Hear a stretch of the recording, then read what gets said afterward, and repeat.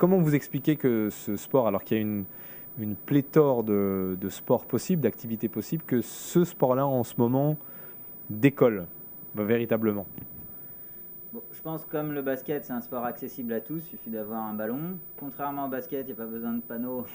Ça, c'est la raison pour laquelle le foot s'est développé partout dans le monde, parce qu'il y a besoin de rien à part d'une balle, parfois même pas.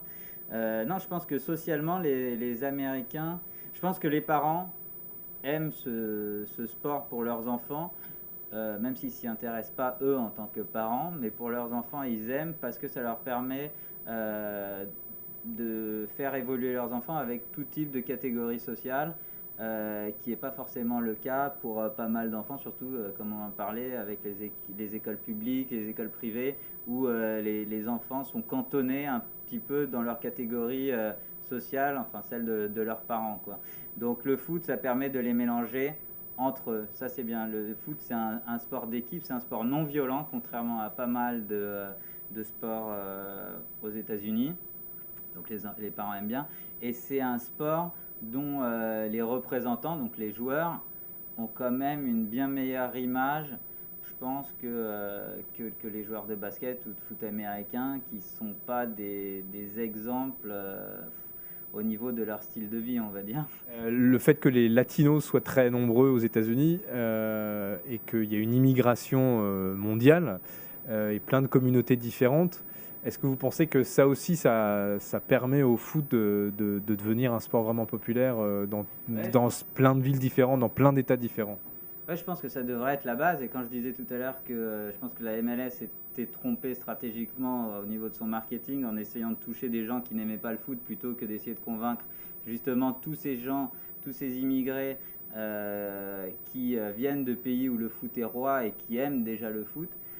C'est sûr que c'est sur ça qu'il faut que l'essor du football ici s'appuie sur ces communautés-là qui, en faisant venir des joueurs de ces différentes communautés. Bon, parfois ça marche, parfois ça marche pas, c'est pas aussi simple que ça. Par exemple, les Red Bulls ont fait venir Juan Pablo Angel, joueur international colombien. Ça n'a pas fait venir plus de Colombiens au stade. Ça a amélioré leur performance sur le terrain, mais c'est tout.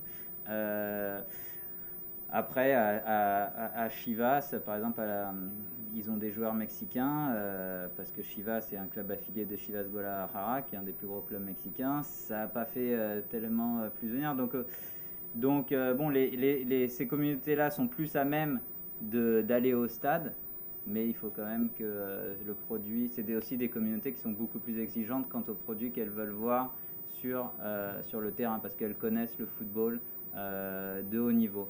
Donc c'est par eux que ça va passer, je pense, mais il va falloir aussi satisfaire leurs envies, quoi. Alors, parlons de la Coupe du Monde. L'équipe américaine, c'est très. Je me souviens avoir posé la question à plusieurs supporters, disant, mais de façon très naturelle et très spontanée, que pour eux, l'équipe américaine pouvait gagner la Coupe du Monde. Est-ce que la force de cette équipe, c'est aussi ça, c'est-à-dire de ne pas avoir peur du tout? Ouais, bah ça c'est propre à toutes les équipes américaines. Encore plus en foot, parce qu'en foot, ils ont vraiment cet esprit olympique, mais olympique d'il y a 50 ans. Ça veut dire de limite de joueurs amateurs, dans le sens pas de leur habilité à jouer leur aptitude à jouer le sport, dans le fait qu'ils soient pas, pour la plupart, ils sont payés 100 000 dollars la saison, on va dire, à part les quelques-uns qui évoluent en Europe. Donc pour eux, ils sont vraiment là pour disputer une compétition, et leur seul intérêt, c'est la finalité. Il n'y a pas d'argent pour eux, donc ils font ce sport par amour pour le sport, pas que pour l'argent. Et donc pour eux, c'est le seul moyen de se montrer et d'exprimer leur passion à l'échelle internationale. Le match très attendu ici, c'est évidemment États-Unis-Angleterre pour les raisons historiques. Comment vous le voyez? Est-ce que vous en entendez parler? Est-ce que c'est effectivement un match qui dépasse le simple match de foot d'une Coupe du Monde? Maintenant que je suis à Miami, bizarrement, j'entends plus trop parler de foot. Je pensais que j'allais entendre plus parler. Mais non, de ce que j'ai pu lire et puis discuter avec d'autres gens, c'est sûr que c'est le match le plus attendu. Aussi parce que la référence, comme je l'ai dit avant, c'est la Première Ligue. Et donc, quelque part, l'équipe nationale d'Angleterre. Donc pour eux, ce match-là, c'est un peu comme se confronter au Brésil pour toutes les autres nations du monde qui ont comme référence le Brésil comme étant l'équipe qui sait jouer le sport. Donc là, c'est un match très important pour eux. Et puis bon, historiquement, forcément, ça prend une toute autre ampleur également. Mais je pense que les Américains idolâtrent tous les joueurs qui sont en équipe nationale, et c'est pour ça, en équipe nationale anglaise, et c'est pour ça que, alors que c'est pas forcément le cas des autres nations quand on joue contre le Brésil. Je veux dire, on aimait bien Romario, Bebeto, etc. Mais c'était pas nos idoles, quoi, puisqu'on avait nos propres idoles en équipe nationale ou dans nos championnats. Là, comme ils n'ont pas vraiment leurs idoles en équipe nationale américaine, ils vont jouer contre des joueurs qu'ils admirent tous les jours. Et pour eux, ça va être le clou. Ils espèrent pouvoir gagner. Je pense qu'ils peuvent, pourquoi pas le faire. C'est un premier match, donc l'Angleterre peut être un peu fébrile. Eux, ils vont rentrer dedans. Les Américains, je pense pas qu'ils auront peur. Dernière question, le foot américain dans 20 ans, vous le voyez où? Comme un sport qui aura réussi à concurrencer le baseball, le basket ou le foot américain, ou encore comme un sport qui aura eu du mal à s'imposer? Non, dans 20 ans, moi je suis persuadé que le foot, ça va être le sport principal. Démographiquement, ça ne peut que fonctionner. Ensuite, vu l'essor du foot depuis 5 ans, avec quand même des moyens pas énormes, dans 20 ans, je ne vois que du positif.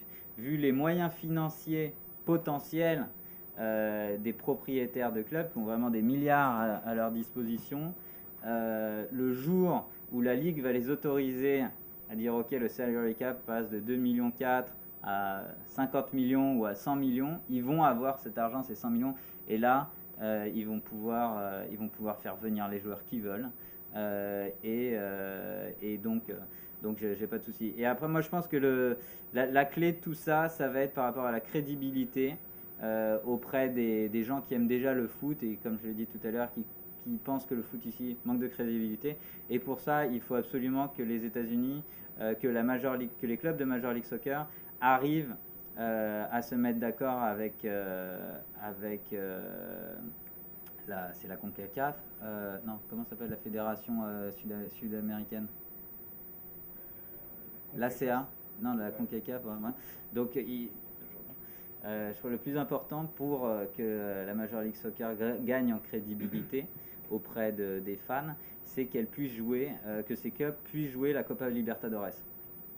Et donc à ce moment-là, d'avoir les clubs de MLS en compétition contre des clubs qui sont considérés comme les plus grands clubs ou parmi les plus grands clubs au monde venant de pays où on joue parfaitement au football, donnant l'opportunité de jouer des matchs contre Boca Juniors, contre Santos, contre l'International, contre d'autres clubs qui ont cette crédibilité, et d'éventuellement faire un résultat de temps en temps en quart de finale, en demi-finale, et pourquoi pas un jour même arriver en finale. Ça, s'ils arrivent à pouvoir placer leurs équipes, mais pour l'instant, je sais que c'est en négociation depuis longtemps, mais pour l'instant, ils n'ont pas trouvé de point d'entente pour qu'un club de MLS puisse participer, pour que le champion de MLS puisse participer à la Copa Libertadores, qui est en fait la Champions League sud-américaine. Le jour où ils y arriveront, là, pour moi, ça va. C'est ce que je dis ce que je pense depuis le tout début. C'est là que ça va vraiment prendre de l'ampleur, et que le reste du monde va commencer à regarder aussi le foot aux États-Unis, parce que ils auront les moyens de se payer les joueurs qu'ils souhaitent, et deux, ils auront gagné en crédibilité aux yeux des Européens qui pensent que la Major League Soccer c'est totalement nul et sans aucun intérêt. Donc voilà, ils peuvent pas jouer la Champions League en Europe, ils peuvent que faire des matchs amicaux l'été. Ça reste des matchs amicaux même s'ils font des bonnes performances. Donc la clé de tout pour moi, c'est qu'ils puissent jouer la Copa Libertadores.